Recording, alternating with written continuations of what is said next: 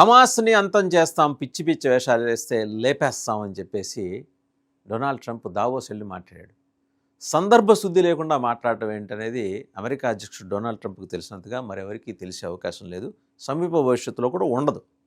ఆయన వెళ్ళింది ఏంటి, అక్కడ బిజినెస్, వాణిజ్యం, కామర్స్ వీటి గురించి మాట్లాడటానికి వెళ్ళి అక్కడ ఏం చెప్పుకున్నాడు, అమెరికా అంటేనే ప్రపంచం, అమెరికా బాగుంటే ప్రపంచం బాగుంటుంది, నేను కదలకుండా, నా కడుపులో చల్ల కదలకుండా నేను బాగున్నప్పుడే ప్రపంచం అంతా బాగుంటుంది, నా కడుపులోనే ప్రపంచం అంతా ఉంది, అందువల్ల నేను చల్లగా ఉండేట్టు చూడండి, నేను చెప్పినట్టు చేయండి అని. ఇక్కడ అమెరికా అంటల్లా, నేను అంటున్నాడు. అంటే ఒక ఎక్స్ట్రీమిటీకి బియాండ్ పాయింట్కి వెళ్ళిపోయాడు ఆయన. అదే విపరీతం పైత్యం అనుకుంటే ఆ పైత్యానికి పరాకాష్ఠకు చేరిపోయింది.